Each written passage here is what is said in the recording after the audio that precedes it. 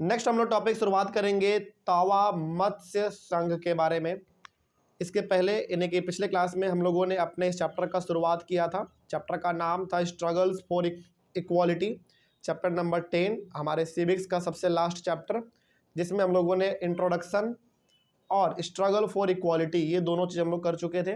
आज के क्लास में हम लोग एक नए टॉपिक का शुरुआत करेंगे। टॉपिक का नाम है तावा मत्स्य संघ। ये क्या है, आइए हम लोग इसके बारे में बात करते हैं। देखिए पहला लिखा हुआ है, पहला पॉइंट है, when dams are built or forest areas declared sanctuaries for animals, thousands of peoples are displaced। पहले तो अपने यहाँ पे एक एक लाइन को समझना ध्यान से, ठीक है। देखो जब भी किसी भी, अच्छा पहली बात तो आप ये समझो कि जो डैम होते हैं, ये डैम बनते कहाँ पे हैं? नदी में बनते हैं। नदी के बिल्कुल बीचों बीच डैम को बनाया जाता है। नदी के मतलब नदी के बिल्कुल बीचों बीच डैम बनाया जाता है नदी के पानी को रोकने के लिए। तो जब आप नदी के बिल्कुल बीचों बीच डैम बनाएंगे, नदी के पानी को रोकेंगे, तो नदी का पानी एक साइड रुक के पूरी तरीके से भर जाएगा कि नहीं भर जाएगा? तो हो सकता है कि आसपास वाले जगह पे भी वो ओवरफ्लो कर जाए, ठीक है। तो पहला ये हो गया हमारा। और दूसरा, तो पहले यहाँ पे डैम के बारे में बात करते हैं। जब भी किसी नदी में डैम बनाया जाता है, बड़ा सा डैम होता है, बिल्डिंग टाइप दिखता है, एकदम बहुत बड़ा होता है। डैम क्या करता है ना, नदी के पानी को रोक देता है। जब आप नदी के पानी को रोकोगे तो एक तरफ तो पानी कुछ भी नहीं दिखेगा क्योंकि रोक दिया आपने, और दूसरे साइड पानी पानी दिखेगा क्योंकि पानी सारा इकट्ठा हो गया उसके पीछे। तो होता यह है कि पानी इतना इकट्ठा हो जाता है कई बार कि आसपास में जो गांव होते हैं उसमें बाढ़ आ जाता है और पूरे लोग बह के मर जाते हैं। तो डैम से पहला समस्या हो गया, किसको समस्या हो गया? सबसे ज्यादा लोगों को, गांवों को, जो लोग उसमें रहते हैं, पहला। दूसरा, जब भी किसी प्रकार का सेंचुरी नहीं समझ में आ रहा है तो सिंपल से समझो, जब भी किसी प्रकार का नेशनल पार्क वगैरह बनाया जाता है तो उस जंगल में जितने भी लोग रहते हैं सभी को बाहर निकाल देते हैं। क्यों? क्योंकि उनका कहना है कि जंगल में कौन रहेगा? केवल जानवर रहेगा। तो कहने का मतलब है कि चाहे आप नेशनल पार्क बनाओ या आप डैम बनाओ, इन सब से सबसे ज्यादा नुकसान किसको होता है? लोगों को होता है, क्योंकि लोगों को अपना जगह छोड़ना पड़ता है। डैम के बगल में भी कोई गांव है, वो यदि अपने गांव को खाली नहीं करेंगे तो हो सकता है कि डैम में बाढ़ आएगा, पूरे लोगों को बह के लेके चला जाएगा, तो लोगों को समस्या होगा। और दूसरा चीज, मान लीजिए कोई आदमी है, खास करके आदिवासी लोग जो जंगलों में रहते हैं, उनको जंगल से निकलना पड़ेगा। क्यों? क्योंकि वहां पे क्या बनाना है? गवर्नमेंट को पार्क बनाना है, नेशनल पार्क। तो समस्या दोनों तरफ से हो किसको रहा है? लोगों को ही होता है। तो ये पॉइंट था हमारा। Whole villages are uprooted and people are forced to go and build new homes, start new lives elsewhere. तो यहाँ पे लोगों को कहा जाता है कि भैया डैम बनने वाला है तो तुम लोग अपने गांव को छोड़ के किसी और जगह पे जाके शिफ्ट हो जाओ, क्योंकि तुम लोगों का जान जाएगा, हमारा उसमें कोई रिस्क नहीं होगा। गवर्नमेंट पहले ही ऐसा बोल देती है, ठीक है। उसके बाद यदि किसी प्रकार के जंगल हैं, वहां पे लोग पहले से रहते हैं, उनको जंगल से बाहर निकाल देते हैं गवर्नमेंट, क्योंकि यहाँ पे बनाने वाले हैं वो लोग पार्क जहाँ पे जंगली जानवर रहेंगे। बोल देते हैं कि जंगली जानवरों से कुछ नुकसान हुआ तो हम नहीं जानते हैं। तो गवर्नमेंट लोगों को बाहर निकाल तो देते हैं, जगह से हटा तो देते हैं, लेकिन क्या उन लोगों का समस्या दूर हो गया? लोगों का नहीं। भाई आपने उसको हटाया है तो किसी जगह पर रहने के लिए घर भी तो दो, लेकिन वैसा होता नहीं है। वो लोग ऐसा नहीं करते हैं, घर नहीं देते, बस बाहर निकाल देते हैं, निकल हट जाओ यहाँ से। Most of these people are poor. और इस प्रकार के लोगों को, जिसको अपना घर छोड़ना पड़ता है, अपना जंगल छोड़ना पड़ता है, वो ज्यादातर लोग कैसे होते हैं? गरीब या अमीर? बताइए। गरीब लोग होते हैं ना। तो गरीब लोगों को सबसे ज्यादा समस्या का सामना करना पड़ता है। जहां पे उनका गांव है, पूरा परिवार बसा हुआ है, वो पूरा परिवार छोड़ के उनको जाना पड़ता है वहां से, ठीक है। आगे, इन अर्बन एरियाज टू, शहरों में भी कुछ कुछ समस्या है। वो समस्या क्या है? देखो, बस्तीज इन विच पुअर पीपल लिव और ऑफन अपरूटेड। शहरों में जो बस्ती बने हुए होते हैं, जो छोटे छोटे इलाके बने होते हैं, गवर्नमेंट उनको भी वहां से हटा देती है कई बार कि भाई तुम सरकारी जमीन पे रह रहे हो, तो ये सरकारी जमीन है, तुम यहां से निकल जाओ। तो ऐसा भी कई बार होता है। तो लोगों को हटाया केवल गांवों में नहीं जाता है, शहरों में भी लोगों को हटाया जाता है, ठीक है। और खास करके वो लोग होते कौन है? गरीब लोग होते हैं। आगे, some of them are relocated to areas outside the city, और कुछ लोग जो है वहां से निकल के, सरकार जब बोलती है कि यहाँ से हट जाओ, नहीं हटता तो उसके घर को भी तोड़ देता है कई बार, तो वो लोग निकल के शहर के किसी दूसरे कोने में जाके अपना घर बना के दोबारा वहां पे अपना नया जीवन स्टार्ट करते हैं। ठीक है, आगे, their work as well as their children's schooling is severely disrupted because of the distance from the outskirts of the city to these locations. अब भाई कोई भी आदमी अपने घर को छोड़ के कहीं पे और जा रहा है रहने के लिए, तो ऑब्वियस सी बात है उसके बच्चे का स्कूलिंग क्या होगा, बिगड़ जाएगा।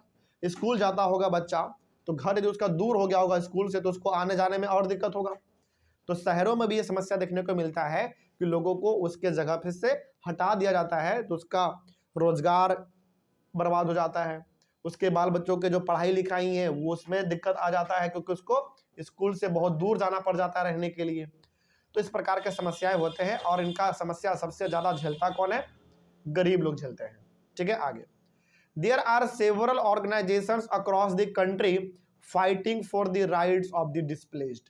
अब जिस भी प्रकार के लोगों को उसके घर से हटाया जाता है, उसके जमीन जिससे निकाला जाता है बाहर, इस प्रकार के लोगों के लिए आवाज उठाने के लिए इंडिया में कई प्रकार के ऑर्गेनाइजेशन है जो उनके लिए काम करती है कि आप इस प्रकार के लोगों को यहाँ से कैसे बाहर निकाल के फेंक सकते हो, है ना। तो कई सारे इंडिया में ऑर्गेनाइजेशन है जो उन प्रकार के लोगों के लिए काम करती है। जैसे एग्जाम्पल के तौर पे आपको बताते हैं, जब भी किसी गांव में लोगों को निकाला जाता है उस गांव से कि तुम लोग निकलो क्योंकि यहाँ पे कोई सरकार कुछ बनाने वाली है, पार्क या फिर कुछ भी, तो उस गांव को बचाने के लिए कई सारे लोग इकट्ठा भी हो जाते हैं। क्यों? क्योंकि ये गांव उनका जमीन है, वो रह सकते हैं, आप हटाने वाले कौन होते हैं। ये चीज तो हो गया हमारा एक छोटा सा पॉइंट, लेकिन जो हमारा मेन टॉपिक था तवा मत्स्य संघ, ये तो हमारा रह गया, तो वो हम लोग अब डिस्कस करेंगे। आइए देखते हैं क्या लिखा हुआ है, ध्यान से समझिएगा क्या लिखा हुआ है। ठीक है, पहला point, Tawa Matsya Sangh a federation of fishers workers cooperatives an organisation fighting for the rights of the displaced forest dwellers of the Satpura forest in Madhya Pradesh. तो पूरा कहानी समझना आप ध्यान से, ठीक है। तवा मत्स्य संघ जो है वो एक फेडरेशन है, फेडरेशन नहीं समझ में आ रहा, सिंपल सा समझ लो, एक ग्रुप है। किसका ग्रुप है? फिशर वर्कर का है, मतलब मछुआरे लोग होते हैं ना जो मछली वगैरह पकड़ते हैं। बेसिकली आपसे यही समझो, जो मछली वगैरह पकड़ते हैं समुद्र वगैरह में, समुद्र में, नदी में जो मछली पकड़ते हैं, मछुआरे उनको कहते हैं हम लोग, उनका एक ग्रुप है। उनके ग्रुप का नाम है तवा मत्स्य संघ। समझ में आ रही है बात? आगे, an organisation fighting for the rights of the displaced forest dwellers of the Satpura forest in Madhya Pradesh. अब हुआ क्या था, ये कहानी आप समझना ध्यान से। मध्य प्रदेश में एक जंगल है, सतपुरा फॉरेस्ट, ठीक। उस जंगल से कई सारे लोगों को गवर्नमेंट ने बाहर निकाल दिया। कहानी समझेगा पूरा, ठीक है। बात हो रहा है मध्य प्रदेश का। मध्य प्रदेश में एक जंगल है, जंगल का नाम है सतपुरा फॉरेस्ट, ठीक है, क्योंकि सतपुरा में है, मध्य प्रदेश के अंदर जगह है सतपुरा, वहां पे जंगल है। तो उस जंगल से कई सारे लोगों को बाहर निकाल दिया गया। तो बताइए उसमें ज्यादातर लोग कौन लोग होंगे? आदिवासी लोग होंगे जो जंगलों में रहते हैं। तो भाई आप आदिवासी लोगों का घर ही होता है जंगल रहने के लिए, तो उन लोगों को अपने जंगल से बाहर निकाल दिया, तो वो लोग रहेंगे कहाँ पे अब? तो उन लोगों के आवाज को उठाने के लिए मछुआरे लोगों ने अपना एक ग्रुप बनाया। उस ग्रुप का क्या नाम पड़ गया? तवा मत्स्य संघ। कहानी समझ में आया?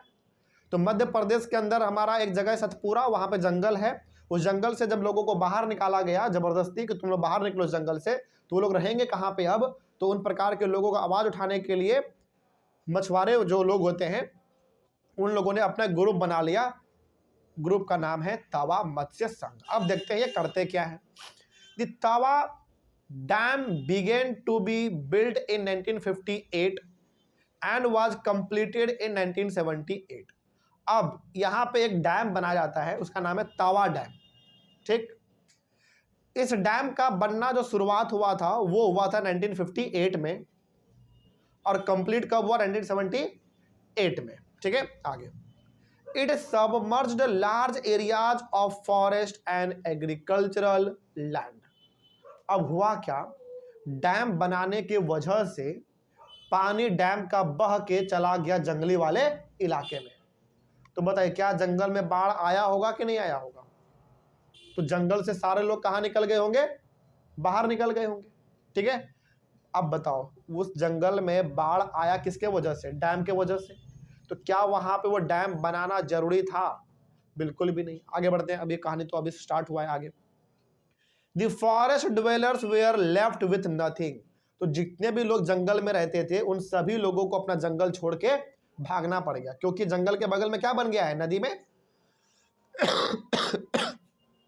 डैम बन गया है। और डैम के वजह से क्या हुआ, पूरे जंगल में बाढ़ आ गया, पानी इकट्ठा हो गया डैम में ज्यादा, और वो पानी जंगल में बाढ़ ला दिया।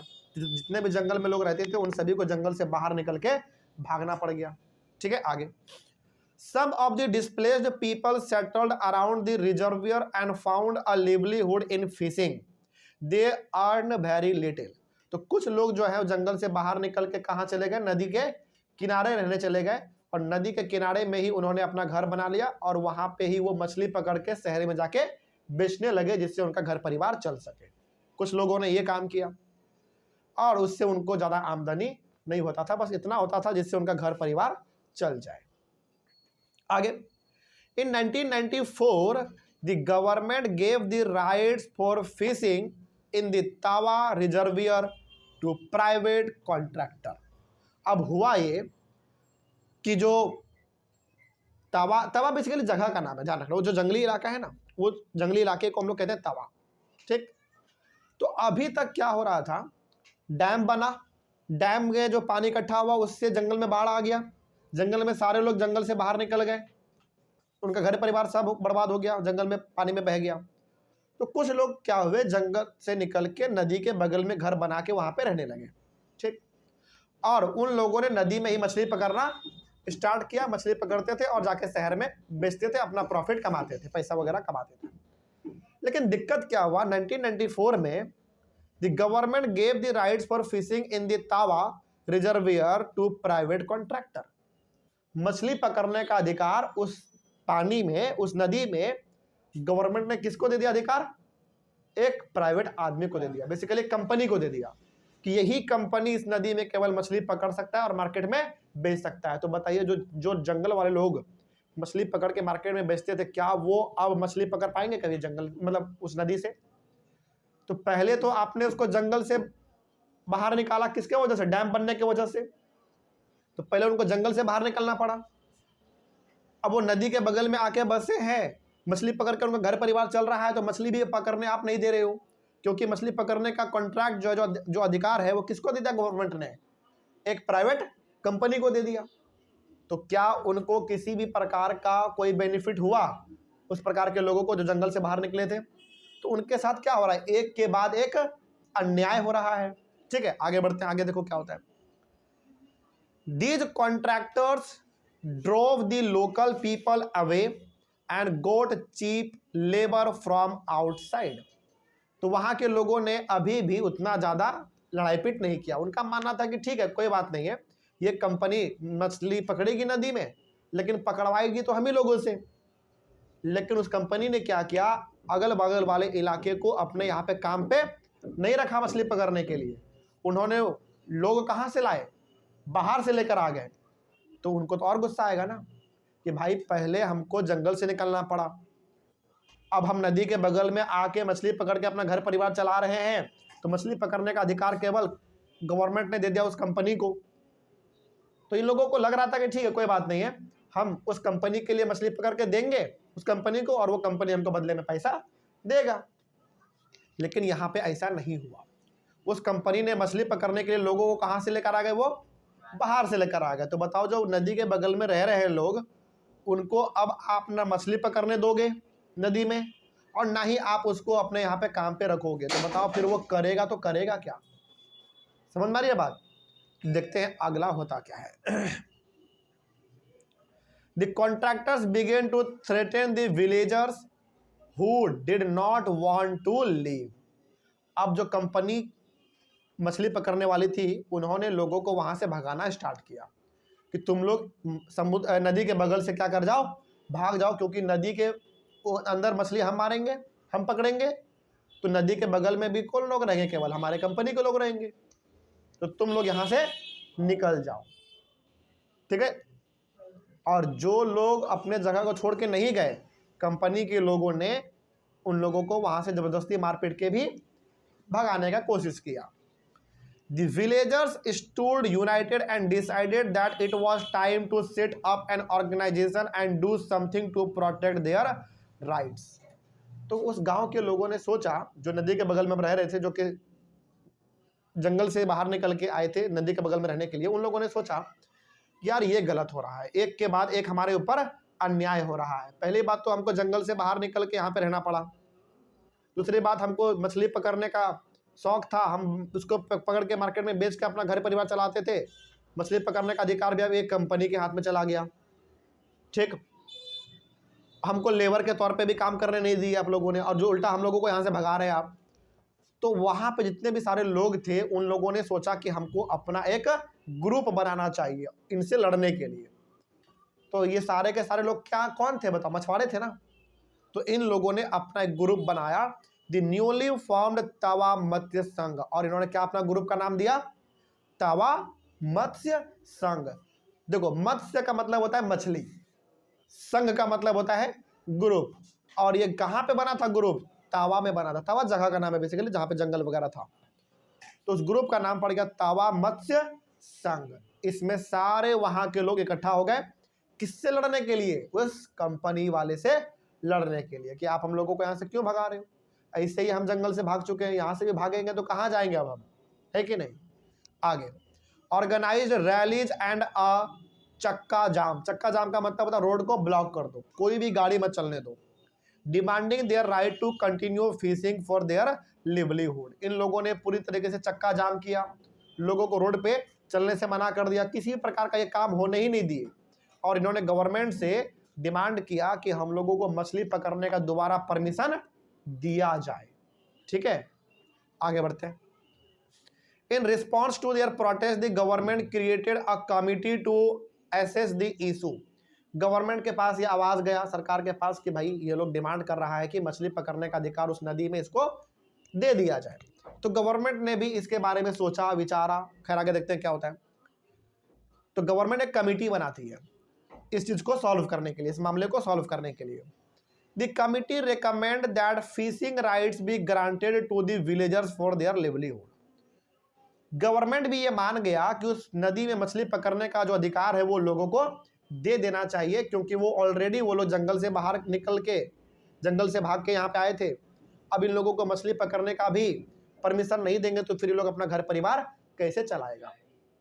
तो गवर्नमेंट ने भी सोचा कि इन लोगों को उस नदी में मछली पकड़ने का परमिशन दे दिया जाए, मछली पकड़ेंगे, मार्केट में बेचेंगे और अपना घर परिवार चलाएंगे। आगे देखते हैं क्या होता है। In 1996, the Madhya Pradesh government decided to give to the people displaced by the Tawa Dam the fishing rights for the reservoir. तो 1996 में मध्य प्रदेश का गवर्नमेंट ये सोचती है कि जितने भी लोग जंगल से बाहर निकल के भाग के पानी के वजह से यहाँ पे आके रहे थे नदी के बगल में, उनको मछली पकड़ने का परमिशन दे देते हैं। तो उनको मछली पकड़ने का परमिशन गवर्नमेंट ने दे दिया। अब वो वैसी बात है, मछली पकड़ के वो मार्केट में जाके बेचेंगे, पैसा कमाएंगे, अपना घर परिवार चलाएंगे। आगे, ऑन जनवरी 2 यानी कि 2 जनवरी 1997 को क्या होता है, people from 30 villages of Tawa started the new year with the first catch. कहने का मतलब है कि नए साल का शुरुआत उन लोगों ने अच्छे तरीके से किया। तो देखो यहाँ पे पूरा कहानी समझो आप। पहले कहानी क्या था, कहानी यह था कि जंगलों में लोग शांति से रहते थे, कोई दिक्कत नहीं था, लेकिन जंगल के बगल में था क्या, नदी था, वहां पे डैम बना दिया गया।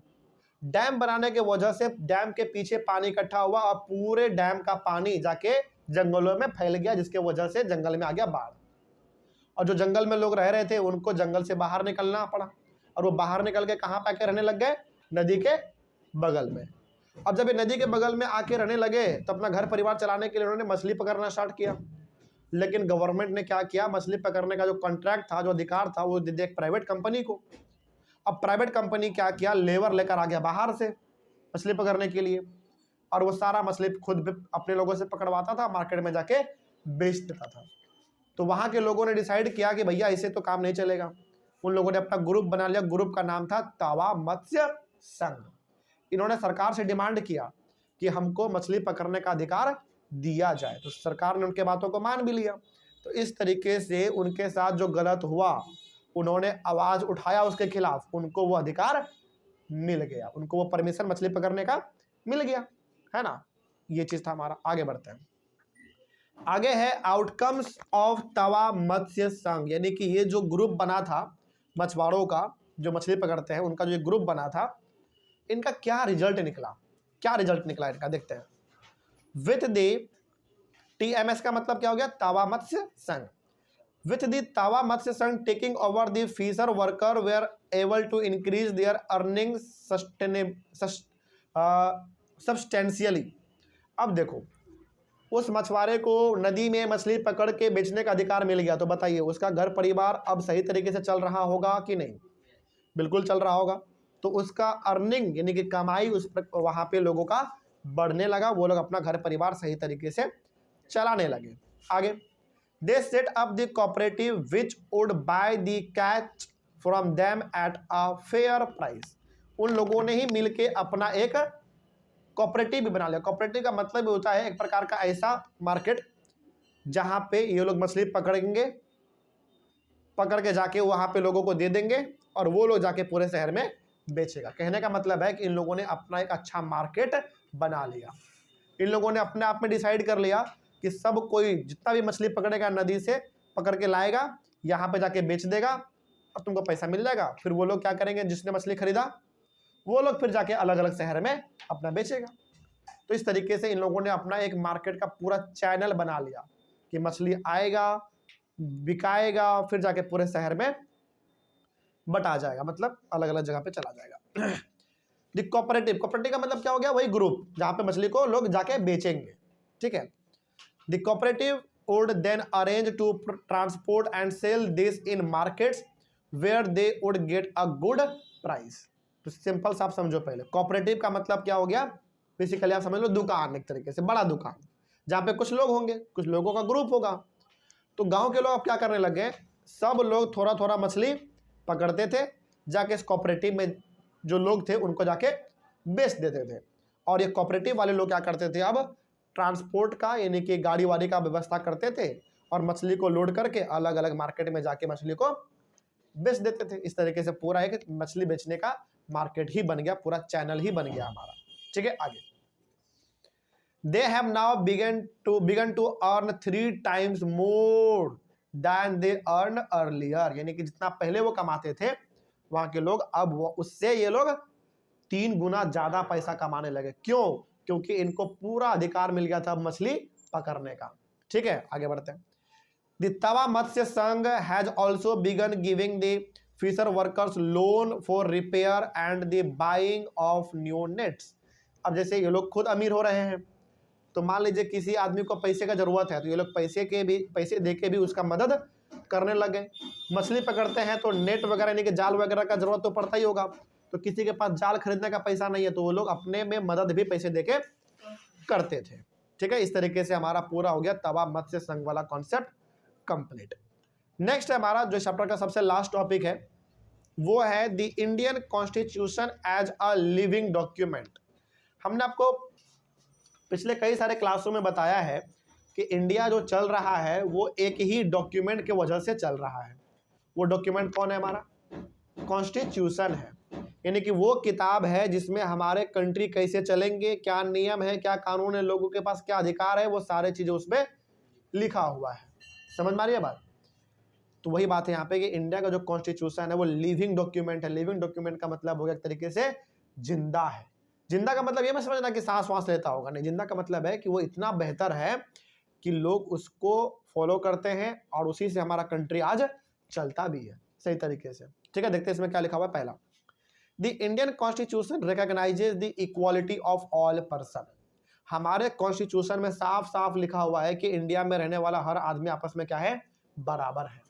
कोई छोटा नहीं, कोई बड़ा नहीं, सब आपस में इक्वल है, बराबर है। Movement and struggles for equality in India continuously refer to the Indian constitution to make their point about equality and justice for all. कहने का मतलब है कि यदि जरूरत पड़ेगा अपने अधिकार को पाने के लिए, अपने बात को ऊपर उठाने के लिए, तो हम लोगों को इकट्ठा करके ग्रुप बना सकते हैं, ऑर्गेनाइजेशन बना सकते हैं, सरकार के ऊपर दबाव डाल सकते हैं कि आप हमारे लिए काम करो।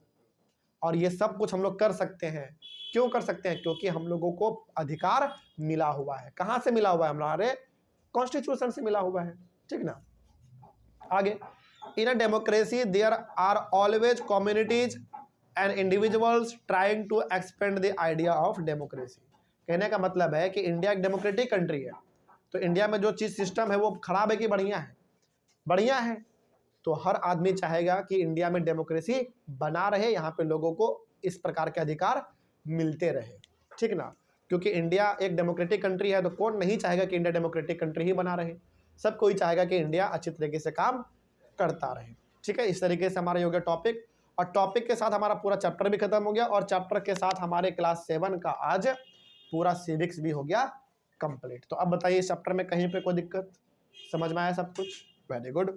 तो ऑनलाइन वाले बच्चे, आप लोगों को क्लास 7 के सिविक्स के अंदर किसी भी चैप्टर में, किसी भी टॉपिक में डाउट रहा होगा तो आप लोग एक बार कमेंट करिएगा। हम लोग मिलेंगे अपने क्लास में अपने अगले क्लास में ज्योग्राफी को स्टार्ट करेंगे। तब तक के लिए thank you very much and have a nice day.